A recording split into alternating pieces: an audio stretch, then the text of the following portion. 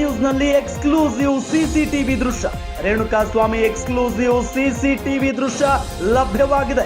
Apollo ಫಾರ್ಮಸಿಯಲ್ಲಿ ಕೊನೆಯ ದೃಶ್ಯ ಸಿಸಿಟಿವಿಯಲ್ಲಿ ಸೆರೆಯಾಯಿತು. ರೇಣುಕಾಸ್ವಾಮಿ ಅವರ ದೃಶ್ಯ ಜೂನ್ 6ರ ರಾತ್ರಿ 10 ಗಂಟೆಗೆ ಕೊನೆಯ ಬಾರಿ ಲಾಗೌಟ್ ಮಾಡ್ತಾರೆ.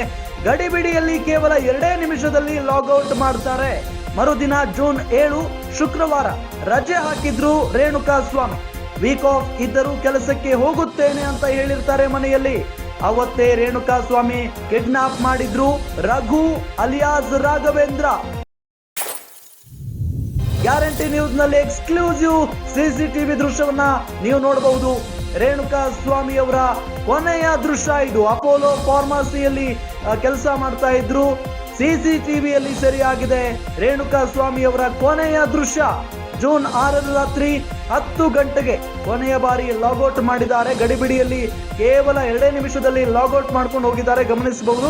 ಮರುದಿನ ಜೂನ್ 7 ಶುಕ್ರವಾರ ರಜೆ ಇತ್ತು, ಅಂದ್ರೆ ರಜೆ ಹಾಕಿದ್ರು. ವೀಕ್ ಆಫ್ ಇದ್ರೂ ಕೂಡ ಕೆಲಸಕ್ಕೆ ಹೋಗ್ತೇನೆ ಅಂತ ಹೇಳಿ ಮನೆಯಲ್ಲಿ ಹೇಳಿ ಹೋಗ್ತಾರೆ. ಅದೇ ದಿನ ರೇಣುಕಾಸ್ವಾಮಿ ಅವರ ಕಿಡ್ನಾಪ್ ಆಗುತ್ತೆ.